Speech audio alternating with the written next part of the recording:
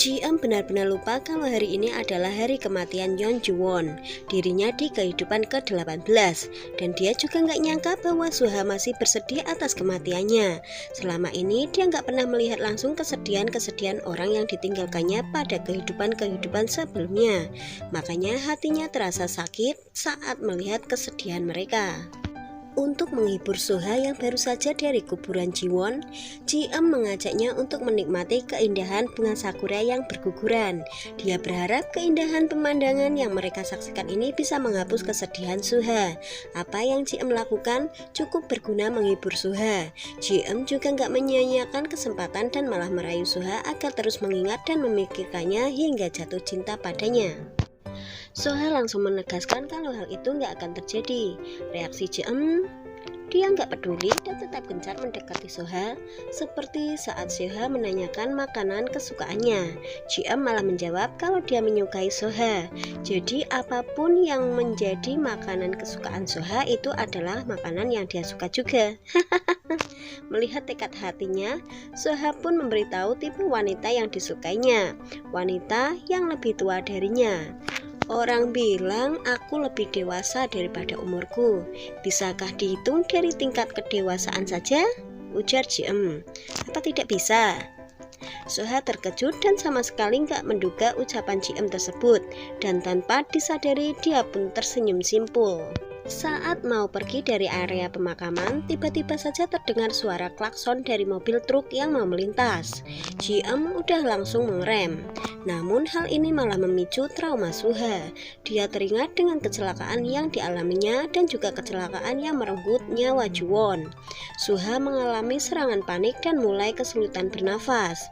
Untunglah Ji-eum bertindak cepat dengan mengambilkan kantong plastik untuk membantunya bernafas kembali. Malam hari, hujan turun dengan sangat deras. Di rumah keluarga Yeon, mereka sedang melakukan peringatan kematian Ju-won. Duka masih terlihat jelas di wajah masing-masing setiap anggota. Meskipun waktu terus berputar, namun tidak ada yang bisa menghapuskan duka di hati mereka yang ditinggalkan. Tidak kusangka kematianku menjadi belenggu bagi orang-orang yang kutinggalkan. Aku tak tahu itu, bagiku aku sudah meninggal 19 kali dan terlahir lagi. Aku hanya memikirkan hal buruk tentang diriku. Pada kehidupan ke-17 ketika Ji-eum terlahir menjadi Kim Jung-ho. Jung-ho tidak mempunyai istri ataupun anak. Dia hanya tinggal bersama Ae-gyeong, anak yang diadopsinya. Sayangnya umurnya tidak panjang. Di usia Ae-gyeong yang ke-10, kesehatan Jung-ho semakin memburuk. Dia semakin sering batuk darah. Namun di depan Ae-gyeong dia berusaha menutupi kondisinya tersebut dan selalu tampak bahagia. Ae-gyeong bukannya tidak tahu kondisi Jung-ho. Dia tahu dan berusaha untuk tetap bahagia agar Jung-ho tidak mengkhawatirkannya. Suatu hari kondisi Jung-ho sudah sangat melemah. Ae-gyeong sangat takut kalau Jung-ho meninggal karena dia nggak punya siapa-siapa lagi.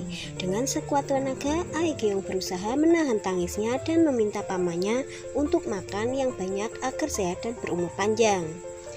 Ae-gyeong sekalipun paman tidak ada, kau tidak sendiri. Entah perlu berapa lama, tetapi paman janji akan terlahir lagi dan datang untuk melindungimu. Kau harus kuat, kau bisa menunggu kan? Janji Jung-ho. Tangis Ae-gyeong tumpah. Dia menganggukkan kepala sebagai janjinya pada pamannya. Dan begitulah Jung-ho meninggal dan meninggalkan Ae-gyeong sendiri. Dan di kehidupan kali ini saat melihat kesedihan Suha, Ji-eum baru teringat bahwa Ae-gyeong pasti mengalami kesedihan yang sama. Untuk pertama kalinya Ji-eum baru menanyakan bagaimana Ae-gyeong hidup selama ini. Ae-gyeong tersenyum dan menjawab kalau dia hanya terus menjalaninya saja. Ji-eum merasa menyesal karena Ae-gyeong harus menjalani hidup tanpa siapapun. Tapi dia juga berterima kasih karena Ae-gyeong terus hidup. Ae-gyeong juga berterima kasih karena Ji-eum sudah menepati janji dan menemuinya lagi. Harapannya agar Ji-eum bisa hidup bahagia dan bekerja tanpa masalah. Setelah meluapkan perasaan masing-masing, keduanya berpelukan. Ae-gyeong pun mulai membahas ulang tahun Suha. Dia ingat cerita Ji-eum mengenai kematiannya di kehidupan sebelumnya sebagai Yeon Ju-won adalah dari ulang tahun Suha. Ji-eum benar-benar lupa akan hal tersebut. Dan begitu teringat, Ji-eum langsung lari keluar rumah menuju rumah Suha meskipun hujan turun dengan sangat deras. pada saat ulang tahun Moon Suha. Suha hanya sendirian di rumahnya. Dalam kesendirian tersebut, dia memainkan sebuah lagu dengan piano. Lagu itu adalah lagu yang diajarkan Juwon padanya. Saat itu, Juwon bilang kalau lagu itu diciptakan pada saat Korea berada di bawah pemerintahan Kekaisaran Jepang. Ditulis oleh seorang saat dia merindukan seseorang yang dicintai. Tidak ada yang tahu siapa pencipta lagu itu. Namun, dia tahu karena dia adalah orang yang membuat lagu tersebut. Ketika itu, Suha tidak lagi mempercayai Juwon karena mengira Juwon sedang membohonginya. Dan setelah kematian Juwon setiap tahunnya ketika merayakan ulang tahunnya, Suha tidak merasa bahagia. Setiap kali meniup lilin, dia akan teringat saat-saat nyawa Juwon menghilang. Baginya, ulang tahunnya selalu bersama dengan kematian. Saat dia selesai memainkan lagu tersebut, seseorang datang ke rumahnya. Tidak lama kemudian, Ji-eum juga datang dalam keadaan basah. Suha kaget dengan kedatangannya. Aku datang karena melupakan sesuatu. Kita sulit melupakan pernyataan cinta yang didapat saat ulang tahun. Aku menyukaimu, ujar Ji-eum. Dia berharap agar seterusnya di hari ulang tahun Suha hanya akan mengingat pernyataan cintanya, bukan lagi kematian Yong Juwon. Ucapan pernyataan cinta Ji-eum malah membuat Suha teringat dengan Juwon yang bilang akan memberikan jawaban atas pertanyaan cintanya pada saat ulang tahunnya. Dan mendadak Juwon muncul dari dalam rumah Suha, mengira kalau yang datang adalah Duyun. Suasana langsung canggung. Suha memerintahkan Juwon untuk masuk ke dalam dan menyuruh Ji-eum untuk pulang. Ji-eum berdiri terpaku karena syok melihat Juwon ada di rumah Ji-eum. Apakah Yeon Juwon menyukai Min Suha? Di dalam rumahnya, Suha bertengkar dengan Juwon. Dia nggak suka karena Juwon datang untuk merayakan ulang tahunnya. Dengan dingin, dia mengusir Juwon. Juwon juga akhirnya meledak dan meluapkan emosinya karena Suha terus menghindarinya. Dia nggak pernah mengangkat teleponnya dan bahkan tidak mengabari kalau sudah pulang ke Korea. Dia tahu kalau Suha nggak merayakan ulang tahun, tapi dia nggak paham kenapa Suha terus begini. Moon Suha dan Yuwon itu berbeda. Kita merasakan sakit yang berbeda. Aku tahu itu. Aku pun tahu kau lebih tersiksa daripada aku. Tapi jangan berlebihan begini.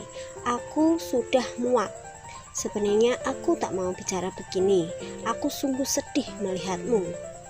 Setelah meluapkan semuanya, Juwon pun pergi. Dan gak diduga, ternyata Ji-eum masih ada di depan rumah Suha. Karena sudah bertemu, Juwon memberikan kue ulang tahunnya yang ditolak Suha ke Ji-eum daripada tidak ada yang memakannya. Ji-eum yang sangat penasaran akhirnya bertanya apa Juwon menyukai Suha. Aku menyukai Pakmu Suha, beritahu Ji-eum. Bagaimana kalau aku juga menyukainya? Apa kau akan menyerah? Ji-eum gak bisa menjawab dan pulang dalam keadaan linglung. Satu-satunya yang bisa menjadi tempatnya curhat adalah Ah-kyung. Dia memberitahu Ah-kyung kalau Juwon, adiknya di kehidupan lalu, sepertinya juga menyukai Soha. Ji-eum beneran pusing dan baru menyadari kalau inilah efeknya jika bereinkarnasi terlalu cepat. Ternyata setiap kehidupan itu jarak reinkarnasinya nggak begitu pasti, namun sangat jarang ada kejadian saat mati lalu langsung hidup lagi seperti kehidupan kali ini. Kali ini mungkin kesempatan untuk memperbaiki hidup yang tidak baik sebelumnya. Dan kita diperlihatkan kalau ayah Ji-eum ternyata masih belum berubah. Dia masih pemabuk dan pejudi. Anak lelakinya, Dong-u, juga udah muak padanya. Dan sampai saat ini mereka masih belum menyerah untuk mencari Ji-eum. Esok harinya, Suha sepertinya mulai membuka hati pada Ji-eum. Buktinya dia menyimpan serpihan bunga sakura yang nyangkut di bajunya kemarin di sela halaman buku. Usaha Juwon untuk menyamarkan diri menjadi Emily Yoon dan mendaftar menjadi vendor landscape hotel tidak sia-sia. Dia terpilih dan ditelepon langsung oleh Duyun untuk diundang datang besok ke hotel membicarakan kerjasama. Rencana pengembangan dan renovasi Hotel Migran tidak berjalan mulus. Soalnya tim keuangan menolak pengajuan dana mereka, dan tentu saja dalangnya adalah Yoon Ok. Suha udah menduga hal itu, jadi dia nggak terlalu kaget juga. Dan dia udah punya solusi cadangan, mencari investor dengan bantuan koneksi pamannya. Pertemuan dilakukan di sebuah klub mewah. Duyun yang datang untuk menjemput Suha malah siangnya ketemu sama Lee Jisoo dan kawan-kawan. Jisoo langsung menahannya untuk pergi dengan mengambil HP-nya. Udah itu dia mulai merendahkan Duyun di hadapan teman-temannya. Saat Duyun balas mempermalukannya dengan memelintir tangannya agar melepas HP-nya, Jisoo langsung menginjak HP itu dengan keras hingga layarnya pecah. Duyun berusaha keras untuk menahan diri agar tidak terjadi keributan, dan hal itu kelihatan sama Suha yang baru saja menyelesaikan pertemuan. Dia tentu nggak suka melihat sahabat dan asistennya dipermalukan demikian. Jadi dia balas mempermalukan Jisoo dengan menuangkan sebotol wine di kepalanya. Jisoo nggak terima dan mau main tinju. Tapi tinjunya nggak kena. Suha udah mau meladeni, tapi Duyun yang menahan dan mengajaknya pergi. Sebelum pergi, Suha memperingati Jisoo untuk bertingkah seperti manusia. Keesokan harinya, pagi-pagi sudah ada seorang wanita yang datang dan mengganti bunga palsu hiasan di lobi hotel dengan bunga segar. Entah siapa wanita itu, dan bunga yang diganti itu sama dengan bunga yang lagi dibawa oleh Suha. Suha mengira Ji-eum yang mengganti, tapi ternyata bukan. Suha semakin penasaran siapa yang menggantikannya. Soalnya bunga segar itu adalah bernama gladiol, bunga kesukaan dari seseorang yang dicintainya. Wah, Ji-eum jadi kepo siapa orang yang dicintai Suha. Pas saat itu, Juwon muncul dan memperkenalkan diri sebagai Emilion, vendor yang diundang. Detik itu juga Suha langsung menyuruh Duyun ke ruangannya dan memarahinya. Suaranya kedengaran sampai keluar. Juwon langsung sedih karena Suha begitu membencinya. Karena nggak bisa menahan tangisnya, Juwon lari keluar. Ji-eum jadi ikutan sedih, apalagi saat dia mencoba menghibur. Juwon berusaha untuk tetap ceria. Juwon-se, apa kau luang malam ini? Tanya Ji-eum.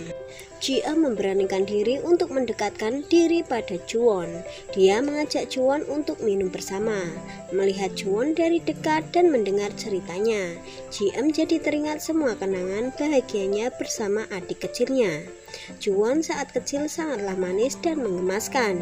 Dia juga mempunyai hati yang lembut.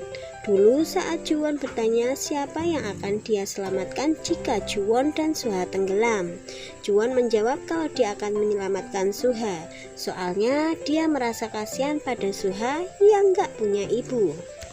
Kira-kira siapa pria yang disukai Yoo Chun-won? Kini Juwon sudah tumbuh besar dengan baik dan mempunyai orang yang disukai. Ji-eum gak bisa menahan rasa penasaran, mulai menanyakan orang yang Juwon sukai. Dengan semangat Juwon bercerita kalau dia jatuh cinta pada pandangan pertama. Ji-eum agak bingung, soalnya seingatnya pertemuan pertama Juwon dengan Suha biasa saja, gak ada yang spesial. Juwon lanjut bercerita kalau pria yang disukainya sering disebut suka meremehkan orang lain. Tapi dia tahu kalau dia tidak demikian. Dia bukannya meremehkan orang lain, tapi tidak punya tenaga untuk meladeni mereka. Meski cuek, pria yang disukainya sangat teliti dalam mencatat setiap pengeluarannya dan punya hobi memasak karena sering memasak untuk adiknya. Tunggu, Suha punya adik? Semakin didengarkan, kayaknya yang diceritakan Juwon bukanlah Suha. Apa dia sedang membicarakan Duyun? Juwon tersenyum malu dan membenarkan. Dia menyukai Ha Duyun. Meski Duyun terlihat dingin, tapi dia sebenarnya sangat hangat. Ji-eum tertawa malu karena sudah salah paham. Sekarang Juwon ingin membahas kisah cinta Ji-eum. Dia memberitahu kalau Ji-eum mempunyai saingan cinta yang sangat berat, yaitu cinta pertama Suha, Han Juwon. Yang dibicarakan, Suha sedang membereskan rumah. Saat dia melihat makanan yang dibawakan Juwon kemarin, Juwon bawa kue dan juga makanan. Dia jadi merasa bersalah karena sudah bersikap kasar pada Juwon. Dia juga menyesal kalau udah membahas rasa sakit akibat ditinggalkan Juwon, padahal Juwon adalah adik Juwon. Sementara itu, Duyun lagi menyiapkan upacara kematian ayahnya bersama adiknya, Dojin. Dia mengajak Dojin agar tahun depan mereka ke rumah perkuburan agar bisa sekalian berjalan-jalan menghirup udara segar. Hari ayah Duyun meninggal hampir sama dengan Yeonjuwon, dan mereka juga disemayamkan di rumah duka yang sama. Duyun yang masih kecil sudah harus menjaga adiknya yang masih belum mengerti apapun. Adiknya terus memintanya untuk membawanya keluar untuk bermain. Saat itulah dia mendengar suara anak perempuan kecil yang menangis amat keras memanggil kakaknya. Dia adalah Juwon. Dan ada juga seorang anak pria seumuran dengannya memakai pakaian rumah sakit dengan sebelah telinga diperban berdiri di depan pintu. Itu adalah pertemuan pertama Duyun dan Suha. Bertahun-tahun kemudian mereka kembali bertemu saat sudah SMA. Mereka satu kelas dan tidak pernah bicara. Hingga di suatu hari Suha meminta tolong padanya agar memberikan payung pada seorang anak yang memakai seragam SMP yang akan berdiri di depan gerbang sekolah. Mereka begitu sekolah usai, mungkin dari ramalan cuaca akan hujan, makanya Suha meminta diberikan payung ke Juwon. Duyun awalnya menolak, tapi karena Suha tahu namanya, dia akhirnya mau membantu. Sesuai yang dijanjikan, begitu sekolah usai, hujan memang turun dengan deras, dan di depan gerbang ada seorang gadis memakai seragam SMP. Duyun langsung tahu kalau anak itu yang dimaksud oleh Suha. Dia langsung memberikan payungnya untuk Juwon. "Permisi, kurasa aku jatuh cinta pada pandangan pertama," ujar Juwon dan tersenyum lebar. Duyun kaget dong. Saingan berat Ban Ji-eum. Kembali ke masa sekarang, Juwon menunjukkan fotonya bersama Juwon ke Ji-eum. Dia bercerita ke Ji-eum kalau kakaknya tidak hanya cantik tapi bisa segalanya. Kakaknya adalah orang yang dicintai semua orang. Kakaknya yang memberitahunya bahwa dia harus makan dengan baik dan hidup dengan berani. Setelah kakaknya meninggal, dunia menjadi sangat sepi. Saat menceritakan mengenai mendiang kakaknya, Juwon gak bisa menahan air matanya. Kesedihan jelas terpancar dari wajahnya dan itu ikut membuat Ji-eum sedih. Juwon yang mabuk diantar pulang oleh Ji-eum. Di dalam taksi secara perlahan, Ji-eum membelai lembut rambutnya. Belaiannya membuat Juwon samar-samar terbangun. Di saat yang sama, Suha juga lagi di depan rumah Juwon. Sepertinya mau mengembalikan kotak makanan sekaligus berkunjung. Tapi dia masih takut dan akhirnya mengurungkan niat. Udah pergi, dia baru teringat dengan keberanian Ji-eum selama ini. Jadi dia mencoba untuk berani juga dan mau kembali. Pada saat itu, Ji-eum udah tiba di depan rumah Juwon. Dia meninggalkan Juwon di depan pintu, menekan bel dan pergi bersembunyi. Dia nggak kuat untuk bertemu dengan ibunya di kehidupan sebelumnya. Dan benar saja, saat melihat ibunya keluar dan membawa Juwon masuk, hatinya sakit karena rasa rindu. Ibu ternyata melihat Ji-eum dan menyapanya. Hanya dalam sekali lihat, tiba-tiba saja dia merasakan kalau Ji-eum seperti Juwon. Ibu Juwon menangis karena ingat janji Juwon yang bilang jika suatu saat mati, dia akan terlahir kembali dan menemuinya. Karena itu dia terus menunggu. Dia yakin Ji-eum adalah Juwon. Air mata Ji-eum tumpah. Dia memeluk ibunya dengan erat dan memanggilnya ibu. Kesedihan dan kerinduan meluap terpancar dari setiap gerakan dan ekspresi tubuhnya. Apakah Moon Suha mengenali Ban Ji-eum? Oke, dan semua itu kelihatan sama Suha yang kembali. Dia melihat Ji-eum sedang memeluk diri sendiri sambil berujar ibu. Benar, semua hanya khayalan Ji-eum kalau ibunya mengenali dirinya. Suha juga terkejut karena melihat Ji-eum menangis.